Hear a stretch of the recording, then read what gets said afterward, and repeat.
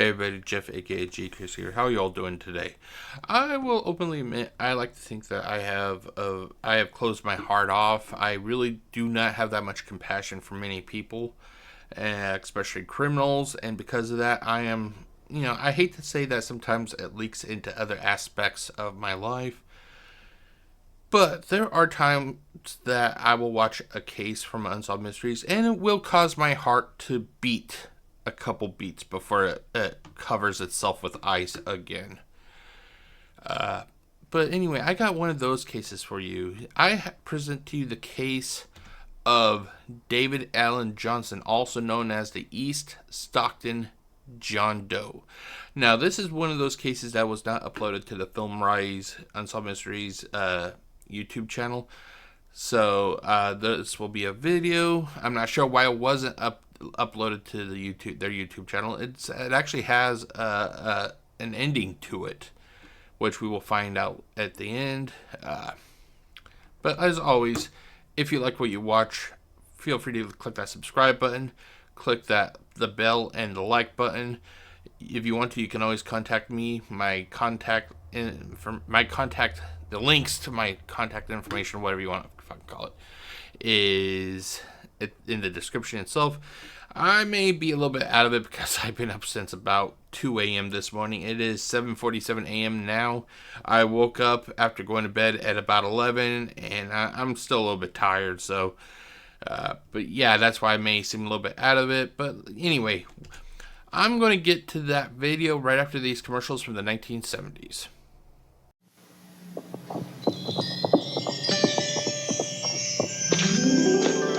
Welcome to a sparkling world of refreshment. Aspen is here, crisp and crystal clear. Aspen, the soft drink with just a snap, a tantalizing snap of apple. Discover Aspen. The soft drink with just a snap of apple. Discover Aspen. Welcome back, ladies and gentlemen. I hope you are all enjoying your morning. This case, I do not really remember that much about. I do know that it is a lost loves case. So those are the cases that kind of tends to make my heart beat a couple beats, as I mentioned. It doesn't make my heart beat all the time, but makes it beat a couple times. I sometimes kind of consider myself like The Walking Dead, basically. But anyway, so let's get to that. So I'm going to do this, and then I'm going to do this, and let's get it going. So 3, 2, 1.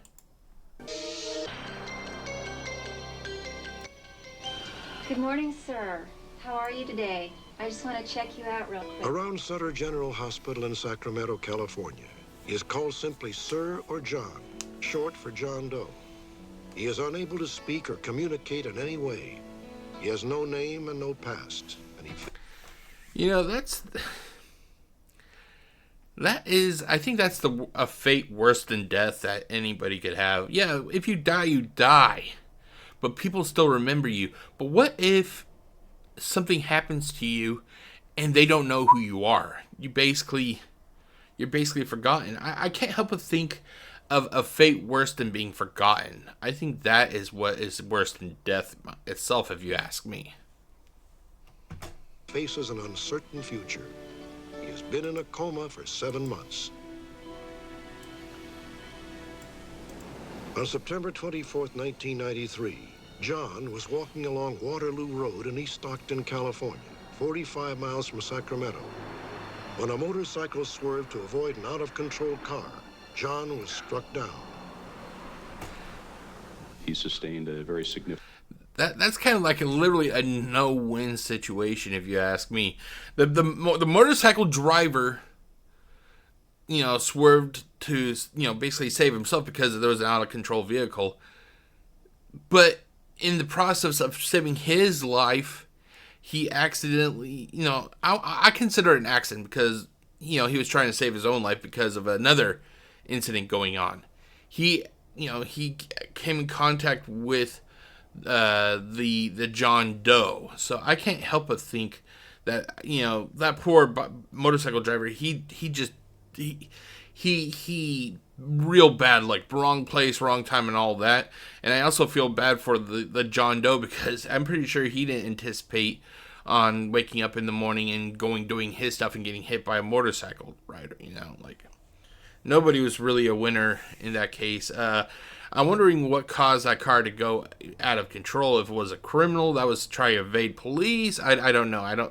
I don't think that they mentioned it at all. Oh, wrong button. Uh-oh. Yes, thank you very much.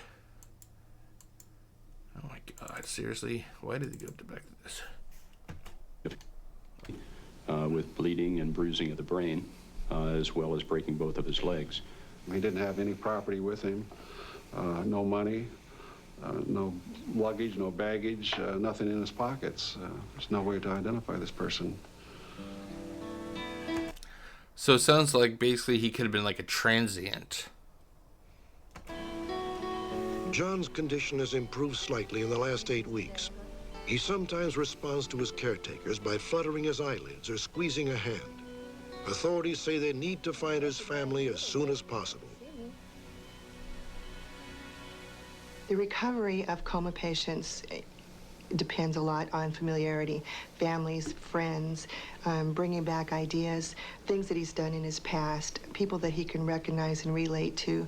And without this help, and without even knowing his name that we can call him by, his chances of recovering are a lot slower, if not at all.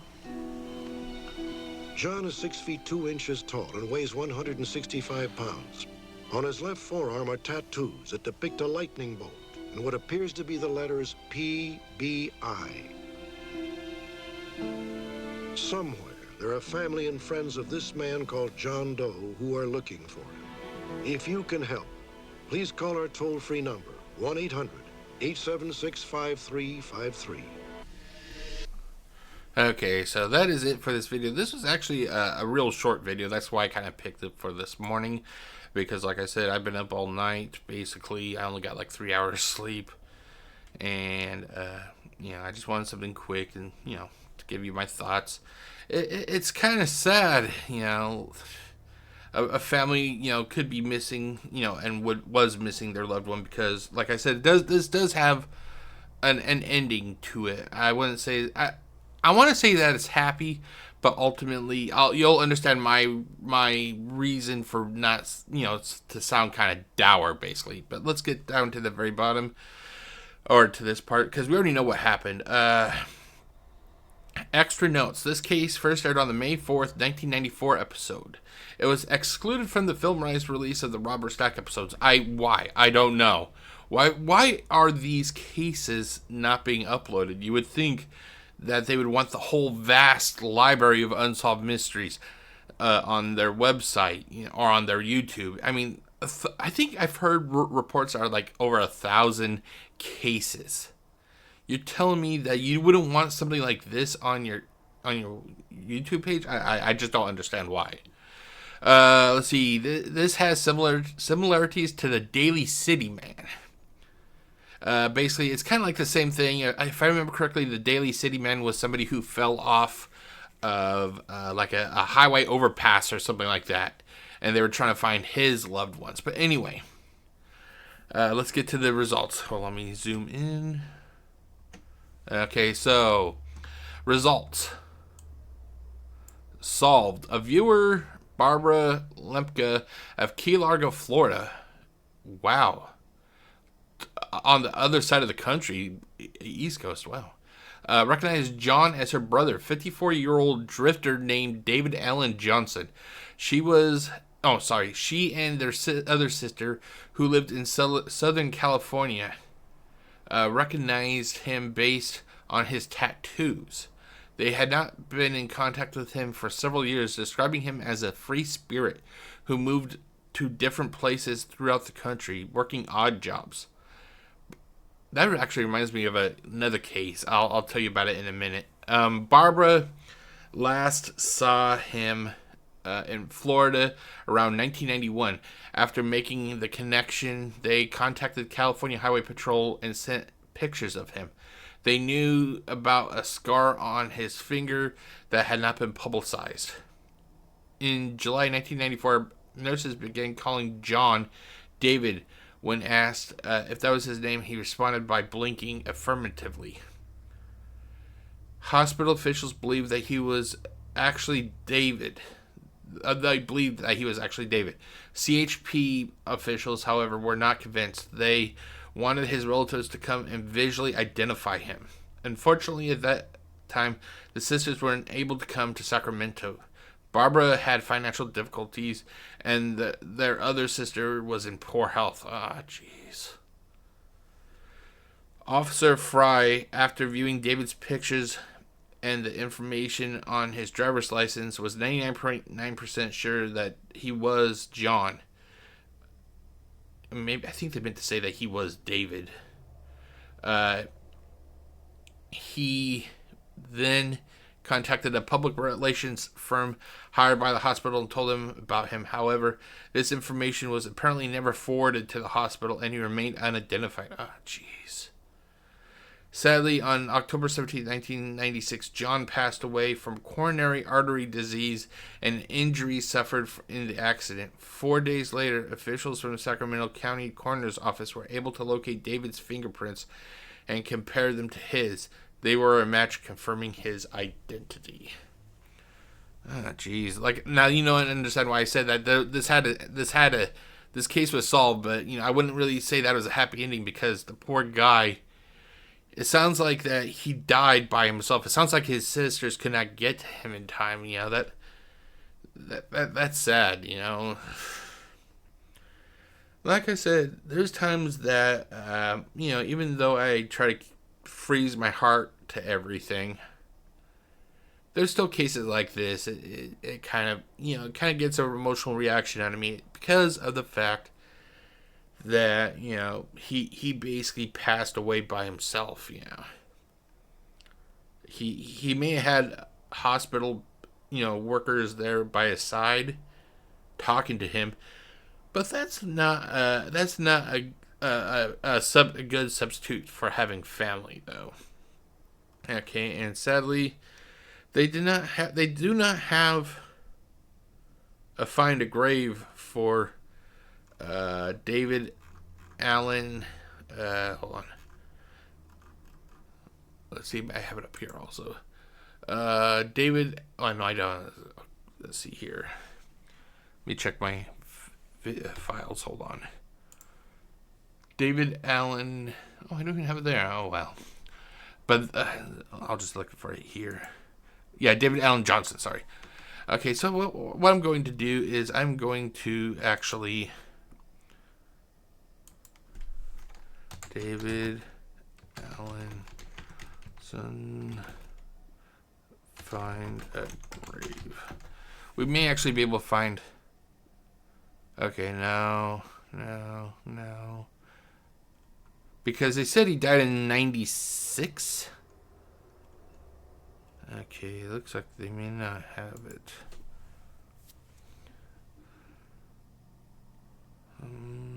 86, 62. Okay, let's just type it in. Findagrave.com. Findagrave.com.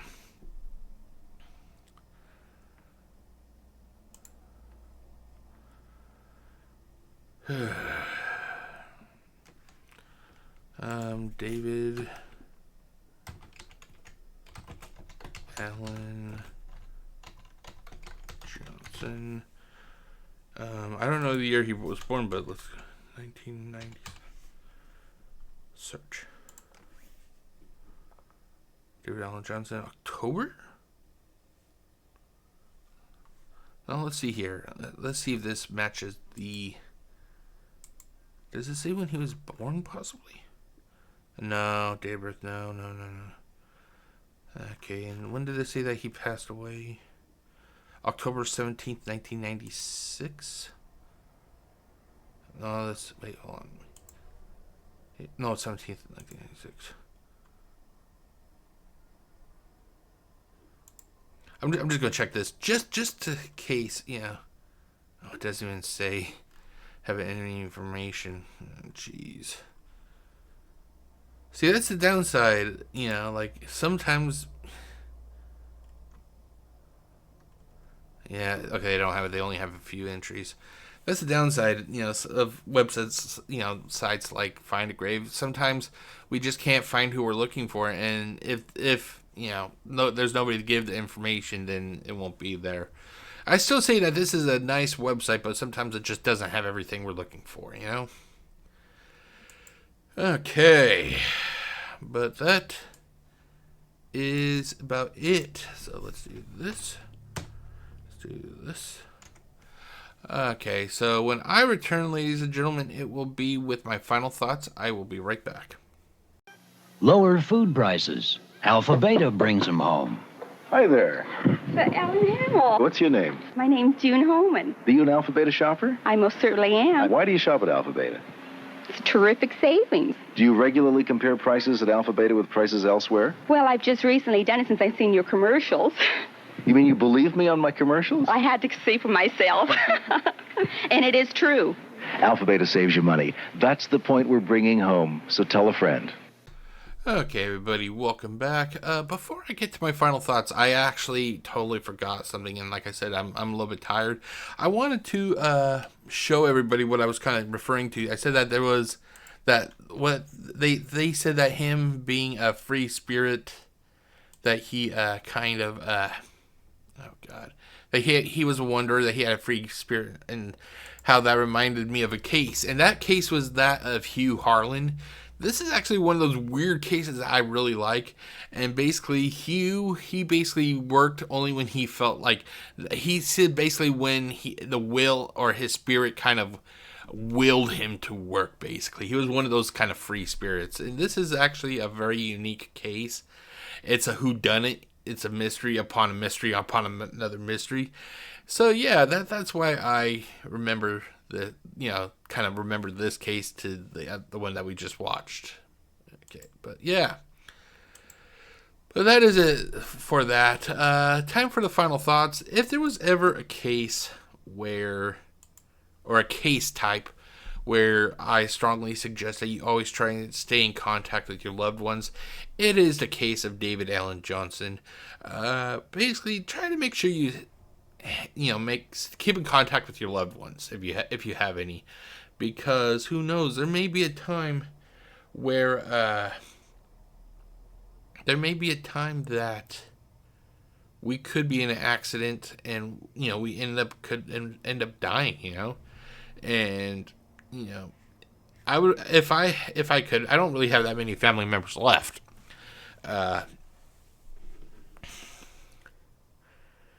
And it's easier said than done, I know, but it never hurts to say to contact them if you know their contact information.